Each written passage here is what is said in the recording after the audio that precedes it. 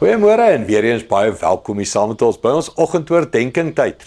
Ons is hier in die boek Jakobus besig om woord vir woord, skrifvers vir vers deur te gaan, om so die houtjies op ons altaar elke dag te pak en ons hart brandend te hou. Nou, ons is by vers 12, Jakobus 1 vers 12, en ja, kom ek lees hom en dan gaan ek hom vir jou verduidelik. Hy sê, gelukkig is die man wat versoeking deurstaan, want as hy die toets slaag, sal hy die oorwinningskraans van die lewe ontvang, wat God beloof het aan hulle wat hom liefhet.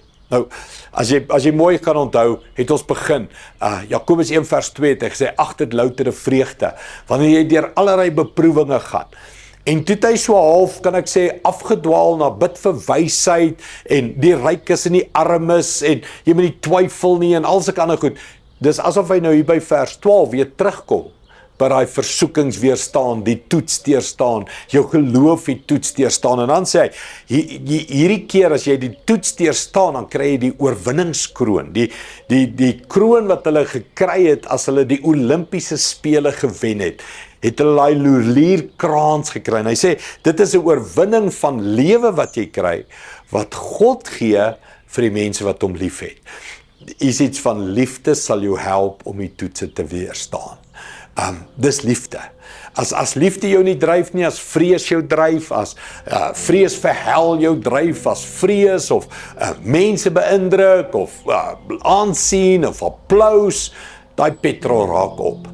Maar die petrol van liefde is die volmaakte petrol. En hy sê, God gee 'n lurierkrans, 'n kroon van lewe, vir die persoon wat in liefde die versoekings weerstaan. So mens, kom ons bid vir ons liefde. Here, laat ons God sal liewer hê, mens sal liewer hê, onsself sal liewer hê, en laat die petrol wat ons dryf in ons lewe, die liefde sal wees, die volmaakte sal wees, goddelike liefde.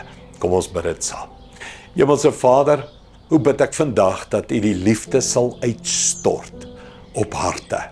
Here, dis die vuur wat binne in ons moet brand, die vuur van liefde, die liefde vir God, die liefde vir mens, die liefde vir onsself, die volmaakte liefde, die volmaakte wet wat U gesê het. En daarom bid ek, Here, nou, kom en steek dit aan die brand binne in elkeen van ons. Laat ons vandag 'n dag van borrelende, brandende liefde sal hê, en so weerstaan ons versoekings, so gaan ons deur toetse, so slaag ons hierdie lewe, en ons kry die oorwinningskroon.